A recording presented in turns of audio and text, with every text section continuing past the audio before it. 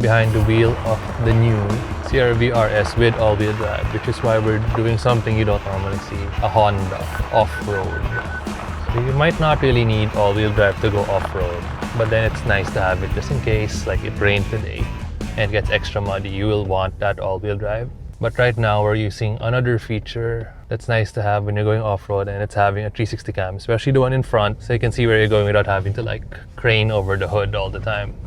This CR-V, even though it's not made for off-road stuff, RS is road sailing after all. It's not rally spec. It feels pretty solid on the bumps, the muddy surfaces, and going downhill. As you can see, we do have hill descent control ready for us to take over. And basically, that's two of what you would want the most in a car that you'd have to take off-road. Good hill descent control and a nice camera to see where you're going, aside from the all-wheel drive as mentioned. The CR-V doesn't have the highest ground clearance, but so far we haven't rubbed on anything, even when going up and down. And because of the HEV, we're not allowed to go super fast, but it feels like the power is there, even when you have to climb starting from a full stop up a little steeper grade.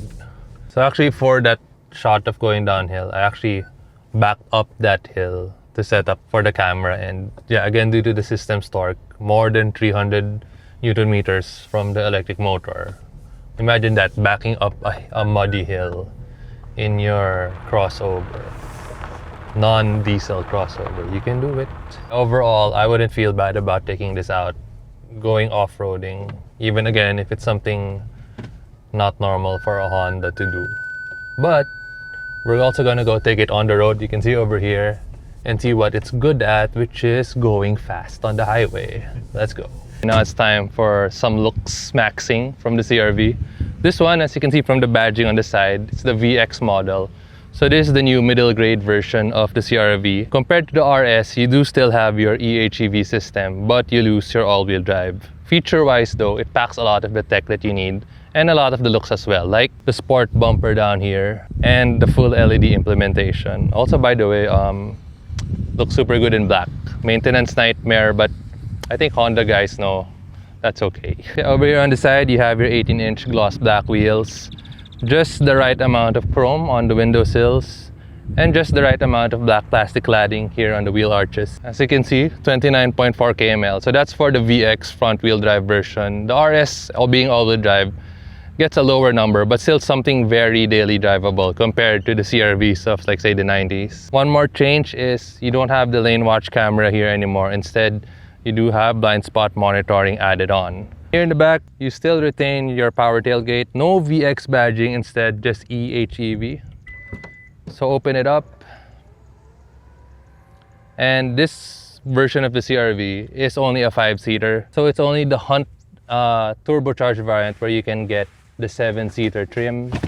Loading floor isn't too bad. You do have some storage here for your tire compressor and sealant kit, but no spare tire, just like many other hybrids, because the battery will take up the space down here below. And for the rest of the stuff inside, let's head there. All right, behind the wheel of the Honda CR-V again on road, but this time this is actually the VX, the new mid-grade variant, which loses the all-wheel drive. So as much as the RS was planted on the mud and dirt, of course this one feels just as good to drive on the highway or asphalt or concrete, whatever you are on.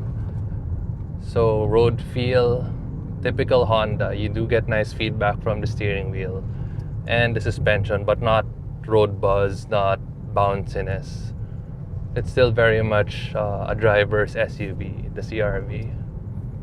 So the mid-grade gets a lot of the stuff you do get from the RS, same power, at least from the motor, because it only has one electric motor now. And a lot of the tech, you get your heads-up display, your wireless charger, the full Honda sensing suite, including the new blind spot monitors. And stuff you lose are, say, the sunroof, Bose sound system, which makes it a very good alternative if you don't want to go for the full price RS, which is at 2.8 million. This one is at 2.488 It's still not the cheapest out there, but you can see where your money went. The cabin is really refined. Everything is easy to reach and adjust because there's lots of physical buttons. There is some wood trim here, which gives you Tito vibes, according to Heiser over here. And actually, I'm okay with it. It does look the bit with the rest of the car, surprisingly as well. And power, going back to that powertrain. Yeah, it can push you gently into the back of your seat when you get on it.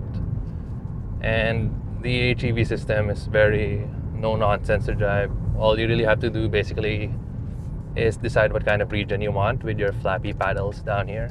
So, especially if you want to save more gas, instead of braking, just let the region do all the work. And just like we found out on the HRV back then, it defaults back to the normal region setting when you start driving again after slowing down. So you don't have to worry that you're stuck in a low region mode after you're done with the downhill, for example. So we also tested the ADAS here, the adaptive cruise, which you can set up really nicely because you do have a heads-up display. And it works even in a stop-and-go scenario. Plus the lane keep, the driver attention warning, all that. The only thing missing actually from this version of the CR-V or this generation is a full EV option, in my opinion, because the eHEV tech is super refined already. And the tech, aside from ventilated seats, I guess, I have everything I am looking for in a daily SUV. So the gang is all back.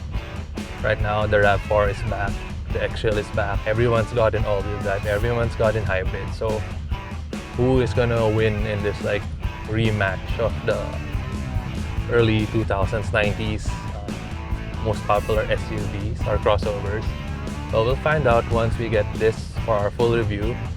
But for now, let us know what you want to find out about the CR-V in the comments below. So that's our first look of the Honda CR-V, and as you can see, we even have a third variant, the Hunt.